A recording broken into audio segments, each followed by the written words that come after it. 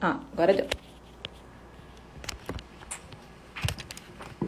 Vamos ver se agora vai. Não tá no Wi-Fi? Não tá conectado no Wi-Fi. Oi, gente, boa noite. Desculpa o problema técnico. A minha internet deu um probleminha aqui, disse que não tava funcionando bem, tava tudo travado. Acho que agora vai dar certo. Eu vou esperar um minutinho as pessoas entrarem para não travar de novo, porque como um monte de gente foi entrando ao mesmo tempo, deu uma travadinha. Então eu vou esperar um pouquinho vocês entrarem. E aí eu já vou chamar a Mônica. Boa noite. Já te vi, Mônica, já vou te chamar, tá? Eu vou só esperar um minutinho as pessoas terminarem de entrar, porque a última deu um probleminha e travou a conexão, diz que a internet estava ruim, então a gente vai esperar. Oi, Ali, seja bem-vinda. Um monte de gente legal, um monte de professor, um monte de aluno. Boa noite, Fran. Boa noite, Cirlei. Quanta gente especial, quantas pessoas especiais aqui com a gente. Então só vou esperar mais um minutinho. Ô, Vanessa, tudo bom? Vou esperar só um minutinho as pessoas terminarem de entrar, daí eu já vou te chamar. Acho que agora dá. Vamos lá. Vou chamar a Mônica.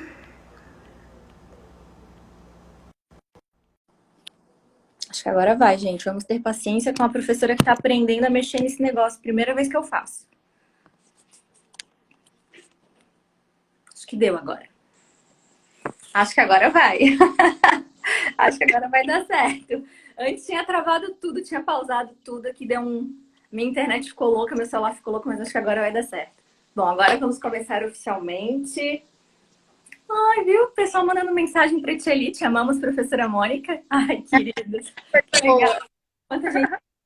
Então, boa noite. Sejam muito bem-vindos à nossa live. A nossa ideia hoje é conversar um pouco sobre educação infantil. Essa conversa, ela faz parte de uma atividade da Faculdade Municipal da Palhoça. Então, temos um monte de estudantes da FMP aqui, em peso. Oi, Cá, tem nossos colegas de trabalho lá da UDESC, um monte de gente. Amigos da UDESC, da UFSC. De professores de um monte de lugar. Eu sou o SJ, eu estou vendo aqui, alguns amigos, né, da Federal. Quanta gente legal. Bom, a gente, hoje é dia do abraço, né? Mas devido ao distanciamento social, a gente não tá podendo se abraçar de pertinho, mas sintam-se todos, vocês abraçados, sintam o nosso carinho aqui de longe. Então hoje vai ser mais especial essa nossa conversa, porque a gente vai ter a oportunidade de tentar passar um pouco do nosso carinho para cada um de vocês que estão aqui conosco. Se vocês quiserem... Oi, Altino! Se vocês quiserem também, deixando alguns comentários, me falaram. A gente está aprendendo, a Mônica fez o Instagram dela pra gente fazer esse teste, né, Mônica? Eu rendi o Instagram essa semana por causa da live, gente. Ela essa semana. Eu falei, vai lá, corre lá e faz a conta pra gente fazer. Então, algumas pessoas me falaram que se a gente deixar os comentários ativados, pode ser que trave, mas eu queria muito poder interagir com vocês. Então, eu vou deixar, por enquanto, rolando.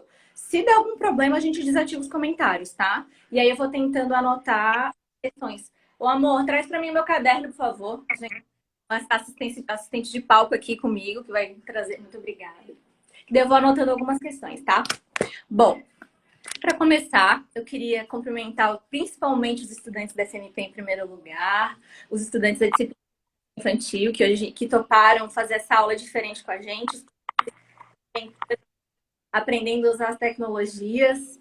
Também quero cumprimentar os nossos colegas, que eu sei que tem alguns professores que estão aqui. Quero cumprimentar professores da UDESC, da UFSC, os nossos colegas professores, professoras, amigos, pessoas que gostam da gente, que dão um apoio moral, né, na nossa primeira live. Eu falei, me deixem sozinha, por favor. Um monte de gente legal aqui assistindo a gente, estou muito feliz. Bom, eu queria começar apresentando a professora Mônica, mas eu acho que quase todo mundo conhece, né? Eu sou a professora Fernanda, sou professora lá da disciplina de educação infantil. A Mônica trabalha comigo, a gente tem a alegria de trabalharmos juntas, né? Na disciplina de estágio. Ela é pedagoga, formada pela UDESC, mas também tem graduação em educação infantil pela Faculdade de Pinhais, fez o mestrado dela também na UDESC, o doutorado dela foi feito na UFSC. Hoje ela é professora da FMP junto comigo e também é professora da UDESC. E uma curiosidade bem legal é que a gente se conheceu. A Mônica estava na metade do doutorado, quase terminando, e eu tinha recém entrado no mestrado, e a gente teve a sorte de fazer algumas disciplinas juntas, eu aprendi um montão de coisa com ela. E aí depois eu tive a sorte de ter essa oportunidade de trabalhar com ela, ser colega dela na FMP. Então eu estou muito feliz. A sorte foi minha também. É muito bom quando a gente se encontra pares que dialogam, né? Bom, queria começar falando um porquê que a gente decidiu usar o título Brincar é Coisa Séria. Bom, a ideia de trazer esse título, na verdade, foi uma provocação a partir de algumas falas que a gente escuta por aí, alguns diálogos que a gente escuta, como, por exemplo, quando algum colega vai propor atividade e fala, para de brincadeirinha, agora é hora da atividade, agora é hora séria, ou estudar é sério, acabou a brincadeira. Mas quem disse que brincar também não é uma coisa muito séria e que não é muito, muito importante para as crianças? Então, por isso que a gente falou, estudar é sério? É sério. Mas brincar também é muito sério e é extremamente fundamental nas relações que as crianças estabelecem na educação infantil. Então, por isso que a gente fez brincadeira com esse título. E, bom, quando a gente fala que a brincadeira é coisa séria, não é também uma ideia de fazer uma utilização demasiada da brincadeira, ou seja, tudo que as crianças vão brincar é para elas aprenderem alguma coisa, aprender a letra, aprender o número, aprender a cor. Não é essa a ideia.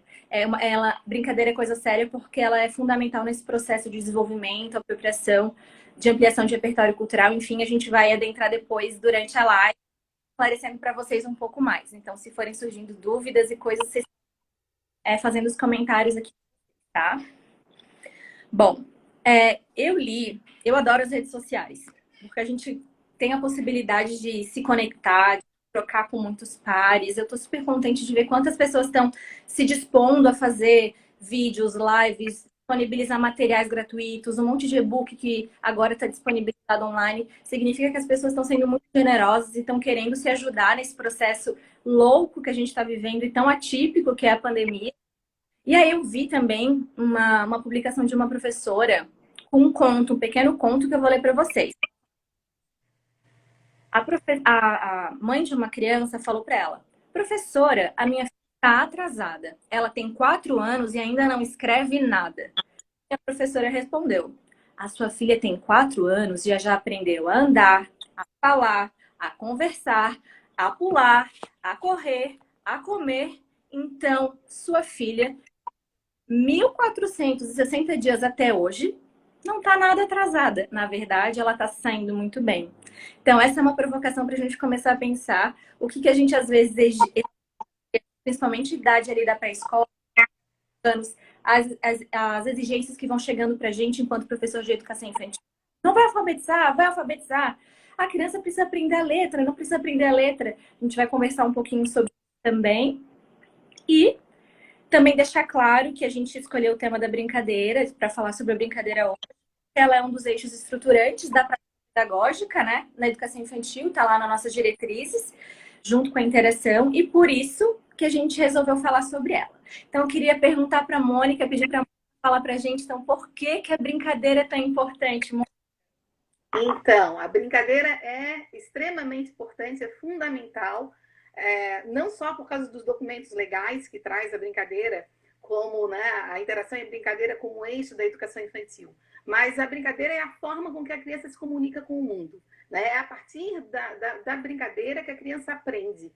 Então, toda a aprendizagem da criança, principalmente, né, aí quando eu estou falando criança aqui, eu não estou falando apenas da criança da educação infantil, né? A gente está falando do conceito de criança muito mais alargado, que é aquela criança que, segundo o ECA, vai de 0 até 12 anos. Isso é importante sinalizar, porque parece que quando a gente fala em brincadeira, a gente está falando só para a brincadeira da criança que está na educação infantil. E não é. Né? Então, a gente está falando uma brincadeira aqui pensando nessa criança, nessa etapa da vida, que é a infância, que vai de 0 até 12 anos. Né? Então, a criança, ela vive essa etapa da vida, que é a infância, nesse período. Então, é o período que ela aprende. E é pela brincadeira que ela vai aprender. E é pela brincadeira que ela mostra o quanto ela é ativa, né? E quanto ela pode ser protagonista e atora das suas ações. Porque a criança só aprende se estiver em atividade. E isso é um conceito que a gente vai conversar um pouquinho mais sobre hoje sobre isso também, Fernanda. Eu acho uma coisa que eu queria comentar, quando a gente fala na brincadeira, na educação infantil, ou da brincadeira também nos anos iniciais do ensino fundamental, enfim, às vezes se tem uma ideia um pouco romantizada, e o Bruguera até vai falar um pouco sobre isso, que a gente tem uma ideia de que é uma coisa natural, inata e extremamente angelical, e que as crianças vão brincar, e que a gente só tem que deixá-las brincando livremente e não tem uma intencionalidade pedagógica. Então, ser professora de educação infantil é fácil, a gente deixa lá, bota as crianças no parque, deixa solta lá para brincar. Isso é importante? É muito importante. Mas a gente precisa entender qual é a função, por que a gente fala tanto e defende tanto a brincadeira e por que ela se encontra, então, como um explorador da nossa ação docente. Exatamente. Então, a criança é esse sujeito ativo, e a brincadeira mostra isso, né? Então, a gente tem aí como eixo da educação infantil justamente a brincadeira e a interação. E para a gente começar esse diálogo, eu quero contar uma história. Muitos já podem conhecer essa história, mas eu vou repetir para quem já conhece, tá? Eu só peço licença porque o meu livrinho está bem, mas bem usado, né? Bem manuseado, sinal que ele é importante, senão ele não ia estar nesse estado. O nome dessa história se chama Nicolau Teve uma Ideia. E essa história é da Ruth Rocha. Então começa assim. Esse é o Nicolau.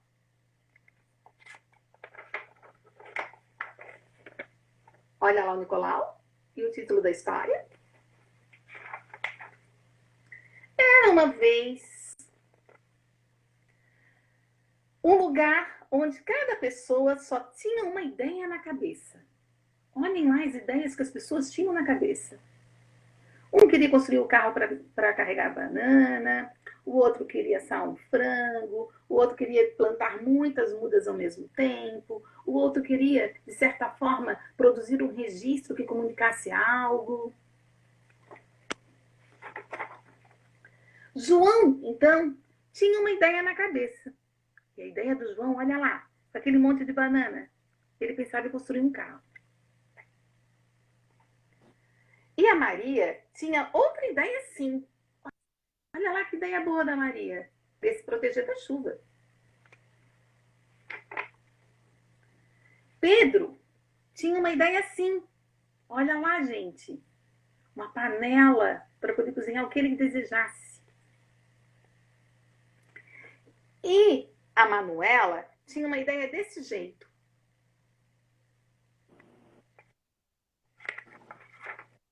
Um dia apareceu um homem chamado Nicolau. A ideia do Nicolau era aquela ali. Olhem, uma roda. Logo Nicolau chegou e foi procurar o João. E contou sua ideia para ele. Olha lá. E o João está lá com o carro com a ideia que ele tinha para carregar a banana. E João, então, ficou com duas ideias na cabeça. A do carro e a da roda.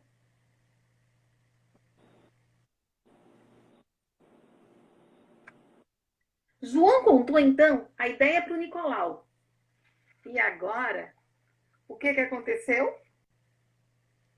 Nicolau, então, ficou também com duas ideias na cabeça. Não disse para vocês que ele está bem surradinho? O meu livro, olha ali a folha caindo.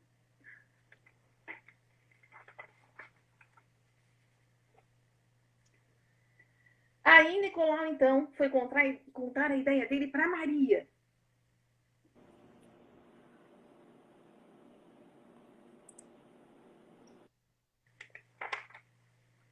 E a Maria, então, ficou também com duas ideias na cabeça. Lembra que a Maria tinha a ideia de proteger a casa? Com a outra ideia contada, ela também ficou. E assim aconteceu com todos, né? E ela contou para o Nicolau a ideia dela, e agora o Nicolau não tinha mais apenas duas, né? O Nicolau ficou então com três ideias na cabeça. Nicolau falou com Pedro, com a Manuela e com uma porção de gente mais. Nicolau ficou cheio, mas cheio de ideias. E as ideias do Nicolau começaram a se misturar uma com as outras e formar muitas outras ideias. Olha lá, quantas.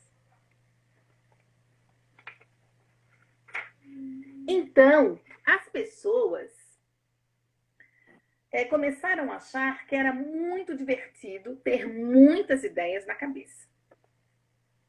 Começaram a procurar o Nicolau para contar as ideias que todos tinham agora.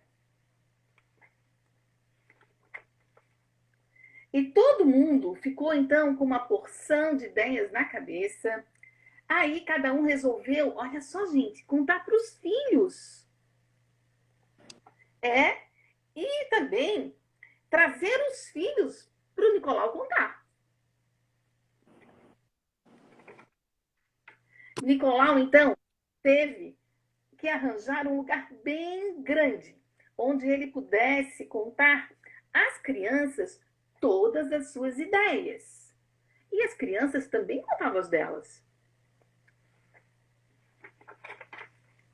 E naquele lugar, todo mundo tinha uma porção de ideias agora na cabeça. Como você também, que conversa com as outras pessoas, ouve as ideias deles e aprende uma porção de ideias na escola. E aí a Ruth Rocha termina pedindo para você, então, desenhar aqui as suas ideias. Bem, por que eu trouxe essa ideia? Né? A história do Nicolau teve uma ideia. Porque a gente só aprende em contato com o outro. A gente nasceu numa cultura onde é fundamental a nossa troca de experiência e os nossos aprendizados. Então, a gente está aqui falando de brincadeira. Como é que a criança vai comunicar suas ideias? Ela vai comunicar suas ideias a partir do momento que tiver tempo e espaço para brincar.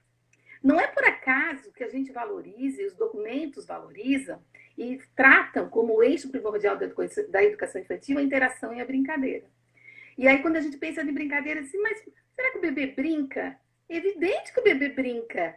O bebê brinca com o seu corpo, ele mexe a mãozinha, o seu pé, né? Ele pega qualquer objeto, ele pega o cheiro e põe na boca. Então, o tempo todo, o bebê também brinca. Lógico que cada momento do desenvolvimento das crianças existe uma etapa que é a atividade principal que predomina. Mas quando a gente fala que o eixo é a brincadeira, é porque a brincadeira está presente em todo o desenvolvimento, no sentido que é através da brincadeira que a criança se mostra ativa. Isso a gente tem que ficar muito claro, né? A criança participa da nossa vida cotidiana a partir do brincar e do tempo e do espaço que a gente vai destinar para ela. Então, assim, eu quero trazer um pouquinho da contribuição do Vygotsky, então, da perspectiva histórico-cultural, que vai nos explicar algumas coisas bem interessantes, Fernanda. Né? Sabe que o Vygotsky ele morreu muito cedo, mas, bem, ele deixou vários seguidores, né, e vários discípulos, digamos assim, que continuaram os estudos. Um dele é o Konin, e o Konin justamente vai se aprofundar no jogo e na brincadeira. O Will Konin, por sua vez, ele vai formular uma periodização do desenvolvimento. Ele vai explicar, com a colaboração também do Leontiev, o que é uma atividade principal. A atividade principal é aquela atividade que vai governar as principais mudanças no indivíduo durante um determinado momento do desenvolvimento. Então, se a gente pega os bebês, a atividade principal dos bebês é a comunicação emocional. Porque o bebê não tem ainda linguagem falada, mas ele fala com o corpo, com o gesto, ele fala o tempo todo de outra forma, que não é a linguagem oral. Aí ele dá os balbúcios, a gente interpreta esses balbúcios. Então, olha só, para os bebês, para o bebê ser o bebê, o nascimento social do bebê se dá através da nossa mediação, através do nosso papel e das interações que a gente promove para ele. É que nem a história do Nicolau. As ideias do bebê serão, sem dúvida alguma, absorvidas por nós, mas também ampliadas por nós. Nós vamos dar... Pode dizer, querida. Só trazer uma contribuiçãozinha, desculpa te interromper, que eu acho que é legal falar um conceitozinho bem básico, assim, bem chave, que a Mello fala muito, que a educação é um processo de humanização, e é justamente sobre isso que tu estás falando. E é justamente sobre isso que a história do Nicolau teve uma ideia retratada. Então, nessas relações sociais, a gente vai se apropriando do que é ser humano no mundo, em todas as relações tabeladas. Eu ia chegar lá na Sônia, mas ótimo, perfeito. o bebê está se humanizando, a gente está orgulhando das ideias, né? A gente vai se humanizando, né, nessas atividades que a gente tem contato com o outro, né? E a gente sabe que a gente hoje é herança do que os nossos antepassados também já foram. Então, toda a conquista que os antepassados já tiveram estão hoje no mundo, né? O Nicolau ali descobre a roda. Já pensaram um mundo sem a roda? Não é verdade? Então, até hoje, a gente. Ali a história se passa justamente na idade da pedra, né, digamos assim. Mas o Nicolau, justamente a roda, né, é uma grande conquista da humanidade. E não é por acaso que a Ruth Rocha se apropria, né, e traz esse elemento roda para mostrar o quanto que a gente se constitui a partir das conquistas dos outros. Mas voltando, então, a essa etapa de desenvolvimento que eu comentava, a gente vai ter a atividade principal dos bebês, chamada de comunicação emocional.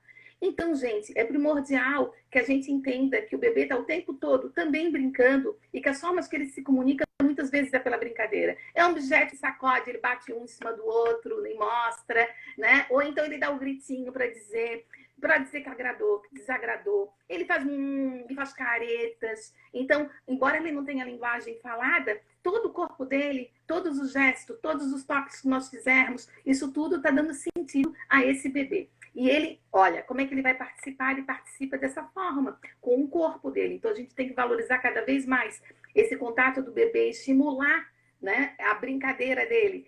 Quer ver brincar de fraldinha de esconder, né? Achou! Eles adoram, né? Porque, lógico, a memória está sendo também ali como uma função sendo desenvolvida, né? Então, de repente, está longe, depois pega. E tem outra coisa importante, não pensem em vocês que os bebês já não começam a imitar a gente. Eles imitam a gente o tempo todo. Então, no próprio uso do livro, a Fernanda, que é uma estudiosa dos bebês, pode dizer isso melhor do que eu.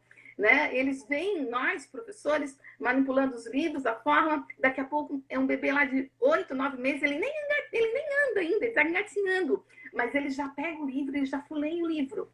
Né? E hoje, com o uso das tecnologias, a gente tem vários relatos, inclusive no YouTube, né? Que os bebês pegam a tela do celular e já botam o dedinho querendo puxar. Isso por quê? Porque ele está vendo, ele está imitando o mundo que ele vive e logo trazendo para a realidade dele, porque é isso que acontece, né? Ele está ativo nos processos. Se ele está ativo, ele está aprendendo. A etapa... E aí fala de bebê, a minha língua já coça de novo. Claro, tem como... Fernanda, tem que interromper. Duas professoras faladeiras junto numa live, gente. Então, o que eu ia falar? Isso, a questão que tu traz é tão importante porque faz a gente ressignificar o nosso olhar e perceber a potência que tem nas relações, na linguagem corporal, na forma como os bebês se comunicam. E a gente precisa desconstruir aquela ideia de que o bebê não é um ser inteiro, ele é um ser humano de pouca idade, mas ele é um ser na sua inteireza, que está num processo peculiar do seu desenvolvimento. Por isso, tomar cuidado, sim, como a gente fala com os bebês, na forma como a gente toca o corpo dos bebês, como a gente se comunica, porque os bebês vão compreendendo, a gente vai significando o tempo todo todas as relações. Ele é um ser humano que tem valor, que precisa ser respeitado. E por isso que a gente sempre chama atenção na hora de trocar frases. Importante. E também constitui as relações educativo-pedagógicas. A gente nariz, quem participa das minhas aulas sabe que eu sempre dou esse exemplo, né? Então, acho muito importante. Não é o tema específico da live de hoje, mas eu acho legal a gente tocar nesse e reafirmar essa importância de entender que, sim, os bebês, eles são seres humanos pequenininhos, que estão aí 1, 2, 3, mas que são extremamente potentes e eles já têm direitos e precisam ser respeitados em todas as relações, né? Sim, exatamente. Então, depois dessa fala linda também da Fernanda, falando justamente do desenvolvimento dos bebês, né? Eles crescem e olha, e caminhar para eles é um outro universo. Quando eles começam a caminhar, que eles saíram do plano, que estão no chão engatinhando e vão ver o mundo por outro ângulo, é outra criança que surge. E essa outra criança que surge começa a ter outros interesses. Ela começa a ter interesse em comunicar, sim, então ela começa a dar sentido, ela aponta para a água, dizendo, aí a gente diz, quer água? E ele começa a querer falar e a comunicar, né? Lógico, porque ele está no contato do humano, a gente está dando sentido, ensinando o sentido das coisas a ele. Mas, por outro lado, gente, ele pega os objetos e ele tem uma capacidade enorme de fazer, sabe o quê? Ele pega qualquer objeto e dá um outro sentido para aquele objeto, tá? Então, assim, ele, por exemplo, ele é capaz de encontrar uma caneta, que é o que está na minha mão, no chão, e colocar e querer já falar achando que é um microfone. Porque ela extrapola, né? O bebê, ali mesmo ainda bebê, e ele vai continuar fazendo isso na etapa seguinte, que é o digital manipulatória, segundo o Conin. É quando os objetos vão ter uma importância super importante. Por isso que é o digital manipulatória. De quê? Dos objetos. Eles começam sem dúvida alguma, explorar as características desse objeto, a dar valor a ele com outros sentidos que não é a única do objeto. Entendeu? Então, por exemplo, um mouse pode se tornar um vinho. Ele faz isso com a maior tranquilidade, tá? A água que eu disse para vocês, não é verdade? Pode justamente servir para jogar no chão e já limpar, servir de limpeza, porque ele vê a mãe com o balde com a água limpando. Então, a objetal manipulatória, que é a segunda etapa, segundo o Conin, do desenvolvimento das crianças, é justamente isso que ela vai fazer, né? Ela vai pegar esses objetos e vai trabalhar o quê? Explora os objetos. Cor, forma, peso, textura. Então, gente, eu também fui para educação infantil, né? Eu já tenho quase lá os 50, mas eu fui uma criança que fui para educação infantil. Na minha época, as minhas professoras achavam que eu ia aprender a cor, o peso, se eu fizesse atividades de ligar, entendeu? A coisa pesada com outra coisa pesada. Ou então que eu ia ter coordenação motora se eu fosse lá pintar dentro do limite apenas. Que eu ia aprender... Aquela bolinha de papel crepom para lá nos muita bolinha de papel crepom, entendeu? Que eu ia aprender a cor, né? Dizendo só que essa tampa é vermelha e que essa, por exemplo, é azul, não é verdade? Então, as atribuições dos objetos se davam de uma forma todo o meu conhecimento se deu de uma forma muito mecânica, né? Então, não só mecânica, mas maçante. Hoje, se a gente entende que o desenvolvimento da criança é amplo e que quanto mais eu promovo experiência, mais ativa ela é no processo, mais ela aprende, eu vou entender que eu tenho que basear toda a minha proposta pedagógica valorizando as brincadeiras. Colocando, sem dúvida alguma, muitas possibilidades dela experimentar vários objetos. E aí, ó, não é apenas os objetos estruturados, tá? Os objetos não estruturados são fundamentais. Ela adora. Por que ela gosta tanto de ir lá dentro da pia da mãe e mexer nas tampas de panela e nas panelas? Por que será? Né? Por que será que aquele objeto, que não é o brinquedo só, que vai lá e completa... Lógico que o brinquedo é lindo, bonito, tem os seus objetivos também, né? De agradar a criança e de despertar a criança, de gerar criatividade, mas com certeza ela mostra muito mais a imaginação dela já quando ela está no objeto não estruturado. Tá? E olha só, sabe a questão? Pode falar. Eu ia contar só para contribuir com isso aí uma história de uma vez chegou para mim e falou assim: prof, eu fui de brinquedos e gastei um dinheirão com um brinquedo de uma loja, de uma marca F, que é super famosa e tal. Dinheirão em casa.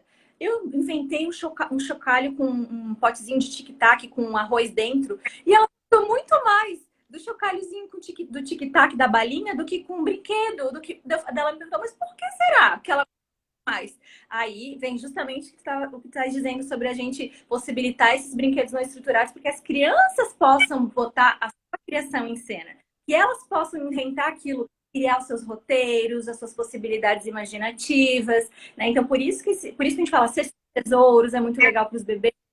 E outra coisa que eu queria contribuir, que tem o Walter Benjamin tem um texto muito legal sobre os brinquedos, que ele fala, né, que os brinquedos que a gente compra para as crianças, são fabricados para as crianças, é aquilo que nós adultos achamos que as crianças vão gostar. Não significa que elas sempre vão gostar daquilo que a gente pressupõe que elas gostam. É uma invenção das crianças. Então, por que será que muitas vezes elas vão gostar sempre? É muito uma caixa de papelão, de alguma coisa que não tenha já uma obrigatoriedade da brincadeira. Por exemplo, a boneca, se a gente... Lógico, as crianças também recriam com a boneca, mas qual é a brincadeira que a criança vai fazer com a boneca. Mas se a gente falar outros objetos que elas possam inventar outras possibilidades, elas se envolvem muito mais, faz muito para elas. Sim, sim, porque assim, a gente parte do princípio, né, que as crianças gostam de tudo que oferecem a ela quando elas conseguem vivenciar aquilo que é oferecido. Então, mostrar a criança ativa e podendo vivenciar aquilo é a grande virada da chave, entendendo? A criança não é mais educada da forma que eu fui, de uma forma passiva. Eu fui, né? Minha jardim de infância, de uma forma passiva. A professora dava folha, eu tinha que fazer exatamente aquilo que ela queria. Hoje a gente sabe que não. Exato. Cheiro daquele mimeógrafo, né? Xerox. Não serve mais. Hoje a gente sabe que a gente tem que organizar os espaços, promover, né, possibilidades de experiências diferenciadas. Então, olha lá, como é que a criança vai aprender que é uma coisa mais pesada do que outra? Quando ela está empilhando, então ela vai lá empilhar as caixas, por exemplo, que a Fernanda deu exemplo agora, só que ela começou empilhando com a caixa menor e ela botou uma maior e aquilo desequilibrou e caiu. Essa experiência vai fazer com que ela trabalhe o quê? As noções lógico-matemáticas. Ela vai ser muito boa depois lá na matemática se ela teve essa experiência, entendeu? Essa e outras, né? De comparação, não é verdade? De equilíbrio. E não só a criança, quanto mais ouvir história, por exemplo, quanto mais ela interpretar, quanto mais ela viver, por exemplo, colocando chapéu, e aí ela pega... Vou dar um exemplo claro, né? Eu não tenho chapéu aqui, mas eu vou pegar essa minha almofada e vou dizer que esse é o meu chapéu.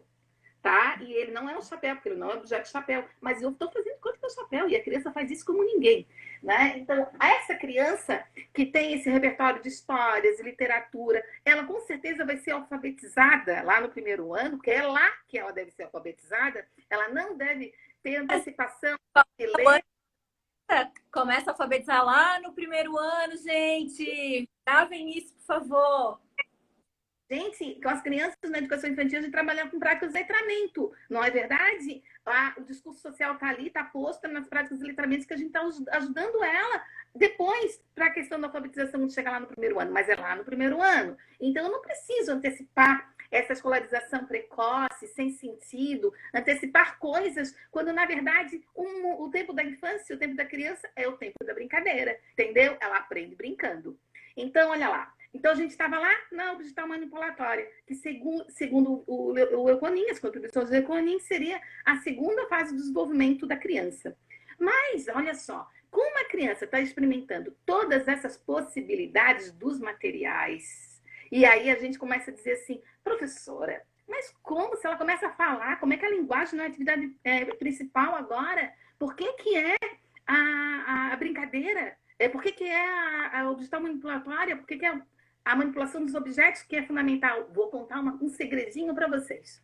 A teoria histórico-cultural, ela vai dizer que a gente tem linha de desenvolvimento subsidiária. E subsidiária é aquelas que acompanham a atividade principal, tá? No bebê, ele tá lá, né? Comunicação emocional do bebê. Todo o meu corpo é o meu jeito de conhecer o mundo. Pois bem, mas ele está desenvolvendo memória, imaginação, percepção. Todas essas funções superiores estão acompanhando esse desenvolvimento. Quando chega na digital manipulatória, a linguagem está acompanhando como subsidiária. Não é que uma é mais importante do que a outra, é que uma governa a etapa de desenvolvimento, mas a outra está acompanhando lá, juntinho. Aos 3 anos, porque daí eu não falei da periodização, né? Existe um período. O Euconin vai dizer que a comunicação emocional dos bebês vai a mais ou menos, desde que ele nasce até mais ou menos 1 ano e meio. A digital manipulatória, de 1 ano e meio até mais ou menos 3 anos. E nos 3 anos, até os 5 anos, 6, na verdade, 5, 6, ali na transição, quando a criança sai da pré-escola para o primeiro ano do ensino fundamental, o Euconin vai explicar que é o jogo protagonizado, a atividade principal. E aí eu estava dizendo assim, né? Vou contar um segredo para vocês, né? Por que manipular os objetos foi tão importante? Porque quando chega no jogo protagonizado, as crianças dão um nó na gente. Sabe tudo aquilo que ela estava vendo a gente fazer e que já imitava, mais do que nunca ela vai imitar. Ela vai pegar a realidade nossa do adulto e vai trazer com força, mas muita força. Aliada com quem? Aliada com a imaginação. E aí ela vai ser capaz de criar coisas que você nem imagina que ela saiba. Por exemplo, você leva ela no médico, mas você nunca imaginou que ela observasse tão bem as coisas que o médico faz? Aí você vai chegar em casa e vai ver ela brincando com o boneco e com a boneca, examinando e fazendo o papel de médica. Ou então, vamos lá, ela foi passear com o pai e com a mãe e levou o cachorro no pet shop. E aí esperou o cachorro ficar pronto. Uma atividade comum, mas ela chega em casa, pega todos os seus bichos de pelúcia e vai brincar de pet shop. Ela vai ser a pessoa que vai higienizar o cachorro e aí ela faz coisas que você nem imaginava que fizesse, porque, lógico, ela está observando tudo do mundo dos adultos e está muito, mas muito sedenta para trazer para o seu universo de brincadeira, porque é a forma de ela agir no mundo, é a forma dela ser no mundo, é a forma de que ela ativa. Então, professor, não perde a chance, não. Chega lá na educação infantil e prepara muitos cantos onde a criança possa viver várias possibilidades de brincadeira, tá? Não deixem esse tempo passar. E essa imaginação que está ali tão forte, entendeu? Aproveitem esse desenvolvimento, entendam esse desenvolvimento, entendam, né? Que é uma forma de, sem dúvida alguma, de a criança aprender. Ela está aprendendo muita coisa quando ela brinca, tá bom? Então, não esqueçam de fazer isso, né, Fernanda? De prestar atenção na forma com que as crianças organizam suas brincadeiras e de dar tempo e espaço para brincar.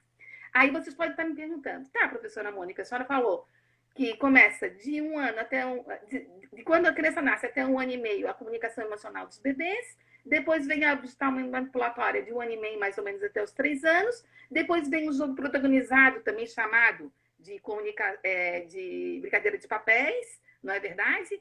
E o que vem depois? Pois bem, quando a criança entra no ensino fundamental, ela está acontecendo o quê? Ela começa a atividade de estudo, gente, tá? Então, a própria atividade de estudo é um outro momento de desenvolvimento da criança. É onde a criança vai conseguir trabalhar com os conceitos abstratos. E tem coisa mais abstrata do que entender que aquelas letras comunicam alguma coisa? Exatamente. Olha a abstração ali, né? Olha ali. Pode falar, Fê. Eu sempre gosto de falar sobre isso, né? Que as pessoas exigem, às vezes, as pessoas não têm uma clareza conceitual que se faz na educação infantil, como se não se fizesse nada de importante, porque só a alfabetização mais sistematizada com letras, aprendendo a escrever, etc, etc, é o mais importante, né? E eu falo que quando elas começam a brincar lá no Faz de Conta, que é o jogo... como é que foi o jogo? Protagonizado. Protagonizado. Ou faz de conta. Tem vários termos. Forma de dizer, né? Eu sempre costumo falar brincadeiras de faz de conta. Mas. Papéis também, isso tudo é o mesmo. Isso. A criança tá lá brincando com um jogo de faz de conta, entendendo, assimilando o que é viver no mundo e fazendo isso por meio da brincadeira. Por exemplo, foi no médico, chegou em casa, começou a brincar de médico. Ela começou a criar as bases nas funções psicológicas superiores. Aqui dentro da cabecinha dela começou a borbulhar para ela conseguir ter as bases para poder aprender a ler e escrever. Porque, gente, a letra nada mais é que um desenho, um símbolo que junto com outros forma uma palavra e que tem um significado no mundo. Mas para a criança o que significa isso, para ela conseguir abstrair o que significa isso, ela precisa brincar. Ela precisa entender isso no âmbito da brincadeira, para ela conseguir depois o que isso significa quando ela vai escrever. Ou seja, quando as crianças estão... Eu sempre falo, não... Meu aluno sabe o que eu sempre falo, né? Não dá folha pronta xerocada para as crianças pintarem. Deixem elas desenharem, deixem elas criarem. Aí eu sempre digo, a criança começou a desenhar um coração, por exemplo. Sempre uso esse exemplo. Tá lá desenhando o coração. Não precisa dar o coração pronto para ela pintar. Ela vai começar a desenhar e elaborar da forma dela. E quando ela chega... Depois esse coração, ele vai virar uma palavra. Só que ela já tá começando a entender que um símbolo significa um sentimento, que significa o amor, que significa um órgão. Todas essas complexidades que envolvem uma simbologia. Então, por isso que é importante que as crianças brincam, por isso que é importante que elas... Por isso que é importante que elas desenhem, sem que a gente fique sempre circunscrevendo, né? Deixando que vocês vão cortar as letras, vocês vão desenhar as letras, e às vezes não faz sentido nenhum. A criança chega em casa à noite e os pais perguntam: filha, o que você aprendeu na escolinha hoje? Daí a criança fala: nem lembro, porque não fez nenhum para ela, né? Exatamente, porque não tem significado. Não é verdade? A gente sabe que a gente aprende naquilo que tem significado. E não é só para as crianças, é para a gente também. Nos tocou, nos afetou, a gente aprendeu, né? Então, assim, eu quero dar um relato para vocês que eu fui fazer o doutorado de sanduíche de 1 ano em Portugal. E quando eu cheguei lá, a minha filha, eu tenho uma filha que é a Amanda, né? A maioria das pessoas sabem disso, eu sempre dou o exemplo da Amanda. Mas a Amanda estava no 4º ano. E aí a Amanda chegava em casa, a escola era das 9 até as 4h30. E a Amanda chegava em casa assim, mãe, eu gosto muito mais da escola portuguesa do que da escola brasileira. E aí eu não entendia, porque ela estava numa escola onde não tinha playground, só tinha quadras cimentadas, né? E eu disse assim, meu Deus, não era tão atrativa, né? Como a gente imagina que os materiais é que são atrativos, né? Como é que ela gosta mais dessa escola? Passou-se o tempo e eu comecei a levá-la para a escola, e aí no meio-dia que ela almoçava na escola, eu resolvi, de vez em quando, uma vez por semana, eu passava na escola, os dias que que eu saía da Universidade de Coimbra e vinha almoçar em casa, eu resolvia passar na escola para ver a forma como ela estava brincando. Ela estava lá brincando com gravetos, que havia uma árvore, uma horta na escola, e ela brincava muito de pegada, né? De macaca, que é a nossa amarelinha, com as crianças portuguesas. Só que assim, ó, o lanche dela, o almoço dela, ia do meio-dia às 2h. E aí ela brincava, ela comia, né, primeiro, e depois ela brincava, e depois à tarde ela ainda tinha intervalo. Então, o que eu descobri? Eu descobri que ela achava a escola portuguesa mais atrativa, e que ela dizia que gostava mais da escola portuguesa do que da brasileira, porque ela tinha muito mais tempo de brincar. Mesmo no 4º ano, com 10 anos. Então, assim, a partir daquele momento, eu entendi que a gente tem que proporcionar tempo. Tempo. Né? Os materiais, quanto mais diversificados, melhores. Quanto menos estruturados, também. Entendeu? Então, assim, aproveitem os... Oi? Quanto menos apostila, melhor. Exatamente, quanto menos folha, né? E vou lembrar do nosso amigo Altino, que diz, né? Quanto menos folha 4, sim, com certeza. A Né? folha dele é excelente. É pontual. Que as experiências das crianças não cabem numa folha 4. Exatamente, e não cabem mesmo, não é verdade? Então, assim, o que a gente está aqui discutindo? Por que a gente trouxe que brincadeira é uma coisa séria? Porque a gente tem que entender as etapas do desenvolvimento da criança para propor, então, experiências que vão ajudar ela a se desenvolver ainda mais. Experiências onde ela seja ativa no processo, tá? Porque a gente sabe que precisa estar ativo no processo para poder aprender, não é? E que é no próprio... Pode falar, Fernanda? Não pode falar, continua. Então, tá bom. Então, assim, ó, aí fica aqui o recado, né? A gente tem, então, que entender esse desenvolvimento, que eu brevemente contei para vocês, para a gente, então, organizar a nossa proposta pedagógicas, né? Aquilo que a gente vai encaminhar para as crianças, que a gente vai convidar as crianças a ser feitos, porque muitas vezes eu posso ir com uma proposta na cabeça, mas eu vou perguntar o que vocês querem conhecer hoje. E outra coisa, tudo que acontece de inusitado durante o dia tem que ser aproveitado. Então, observar aquilo que a criança gosta, aquilo que acontece, e aí propor a ideia do inusitado para trazer para essa experiência do dia a dia, para, né, valorizar o cotidiano que a criança vive, é fundamental, porque ela vivencia, né? E a gente tem que, com certeza, desenvolver, então, essa vivência, considerando todo o processo de interação dela. Como é que eu interajo com o outro, como é que é a minha forma de comunicar com o outro, porque ela não está aprendendo só com a gente, tá? Ela está aprendendo com os mais velhos, com os mais novos, com os seus próprios pares, né? Nós, professores, somos um eixinho de toda a engrenagem, apenas um eixinho de toda a engrenagem, né? A criança, elas adoram aprender uma com as outras. E se a gente não dá esse espaço de convivência, nem com as crianças menores e com as maiores, como é que a gente vai saber como é que elas podem trocar, né? Então fica aí também, né, a deixa de que a brincadeira entre os menores e os maiores tem que ser feita e tem que ser valorizada também. Ô, Mônica, a Amy fez bem legal pra gente aqui. Ela perguntou, ela falou, super concordo com vocês, mas como proporcionar tempo no ensino fundamental com tanta cobrança por um resultado para as crianças? Amy, excelente questão. Isso também é uma questão que tem permeado a discussão na educação infantil, por incrível que pareça, ainda se tem essa tendência de entender que bom ensino, boa educação é aquela que preenche o tempo das crianças com atividades extremamente enfadonhas, que não tem sentido. É porque se entende que quem brinca está perdendo tempo. Justamente porque conhecem como é esse processo complexo, essa engenhosidade, que não é linear, tá? A gente não tem que usar isso também para mensuração de comportamento das crianças, não é essa a ideia, é para a gente ter uma base e entender por que a brincadeira é tão importante. No ensino fundamental, a gente tem esse problema muito grave, justamente porque o que se valoriza na nossa sociedade são os conteúdos, mas a questão não é brincar somente. Lógico, a gente tinha que ter mais tempo para brincadeira na escola, e até vou contar rapidamente uma história da minha filhada Maria Alice, quando ela tinha 6 anos, e ela frequentava o NDI da UFSC, depois ela foi para o primeiro ano, e eu perguntei para ela, né, no primeiro dia de aula, Maria Alice, como foi seu primeiro dia na escola? Ela falou assim, ai, Dinda, foi tão difícil para mim. Na hora do recreio, mal deu tempo de brincar, e aí não deu tempo de eu fazer xixi e ficar com fome. Passei o dia inteiro com fome e vontade de ir no banheiro. Ela fez o quê? Ela brincou. Justamente, eu acho que, como a Mônica bem falou, né, que pensando aí as etapas de desenvolvimento humano, segundo a teoria histórico-cultural, que é a primeira, comunicação emocional, objetal manipulatória, depois faz de conta. Quando entra no ensino fundamental, a atividade principal é a atividade de estudo. Mas é como essa atividade é proporcionada. Como a gente vai fazer, ter uma possibilidade de reorganizar esse tempo, entendendo que o tempo para brincadeira também tem que ser privilegiado. Existem algumas instituições ativas, né, em Florianópolis, que tem sim um tempo do recreio ali, né, mais alargado, que as possibilidades de interagir, brincar, de se colocar, de criar suas possibilidades. Então, é a forma como a gente divide esse tempo e fragmenta esse tempo nos anos iniciais, né?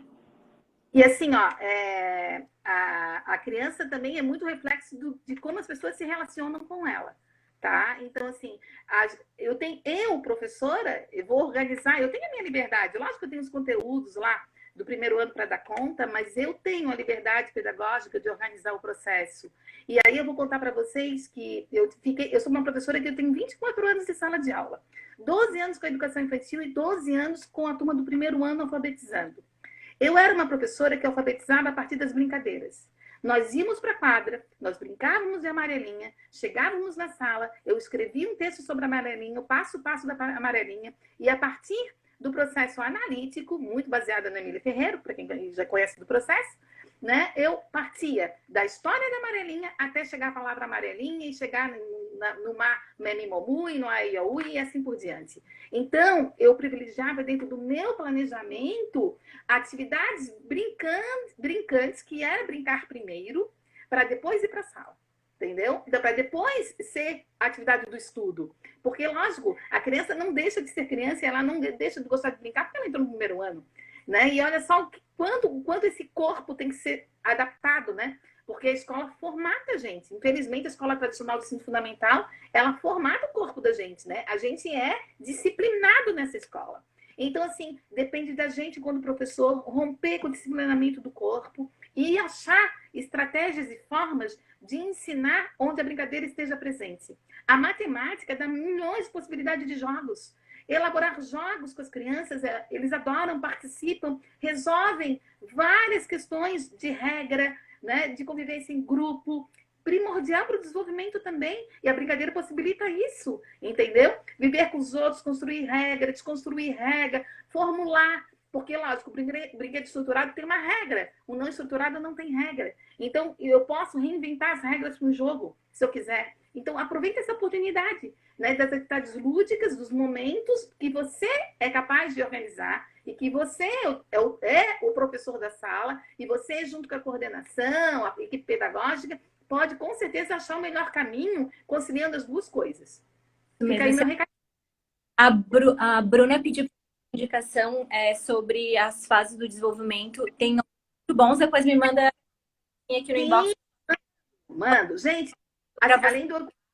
A gente tem a Arce, tem a Face, tem a Pasqualine, tá? Todas as professoras que vão escrever sobre a periodização do desenvolvimento, tá bom? Então, se vocês botarem lá, Marilda Face, vai aparecer, né? O sobrenome da Pasqualine, o primeiro nome não me recordo, mas se botar Pasqualine só, já vai aparecer a periodização do desenvolvimento, toda essa explicação que a gente hoje muito rapidamente passou, né?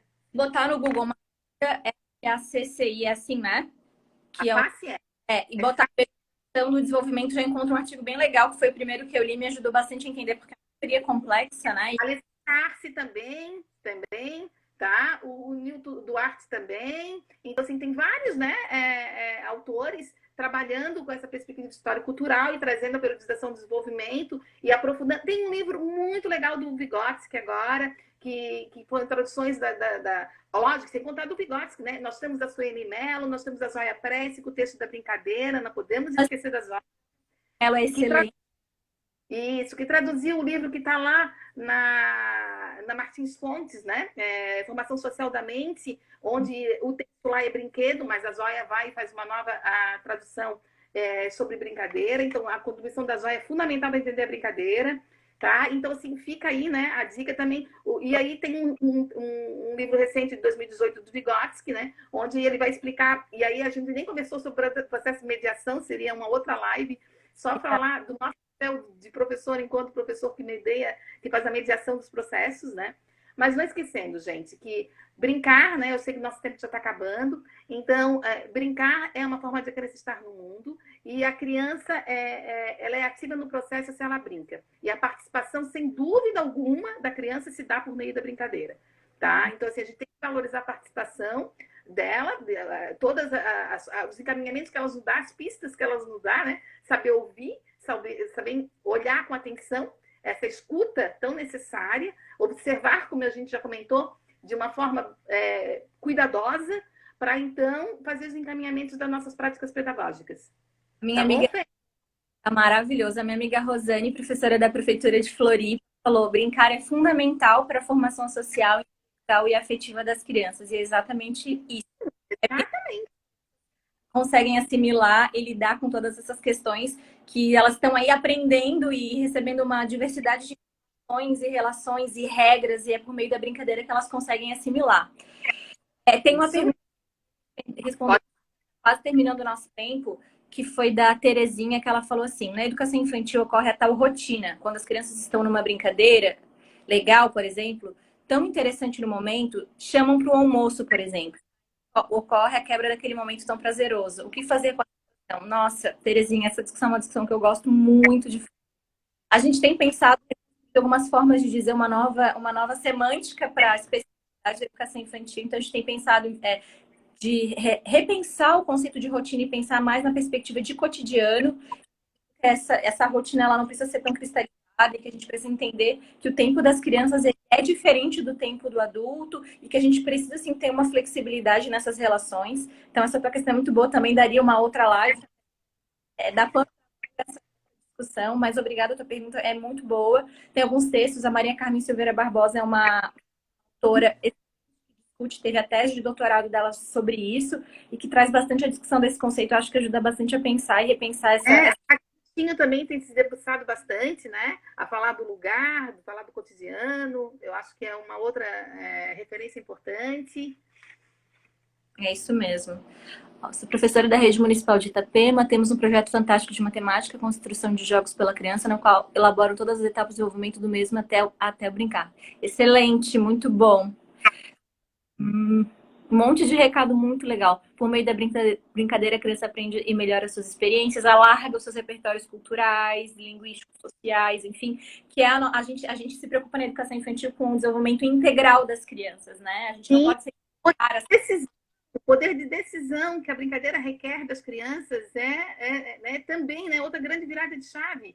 Então, a brincadeira ela tem imensas contribuições, ela é fundamental para o desenvolvimento da criança, né? E aí, como já falaram ali, sem dúvida alguma, né? Ela se envolve emocionalmente, ela se envolve fisicamente, ela se envolve,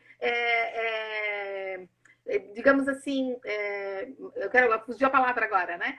Todo esse envolvimento da criança requer, né, dela um ser e um estar mergulhado, né, inteiro. Ele não é dividido em pedacinhos, né? Ela está ali inteira, envolvida, ou fisicamente, ou psicologicamente, naquilo que a gente propõe, né? A criança não é feita de partes, ela está inteirinha ali, né? Conosco. Então, a gente tem que aproveitar essa inteireza, né? Por acaso que a gente usa a palavra inteireza, essa inteireza do ser criança, para justamente saber de como ele desenvolve e propor, então, né? Planejar e propor ações que vão ao encontro daquilo que elas realmente necessitam, né? Daquilo que vai ser importante para o desenvolvimento delas.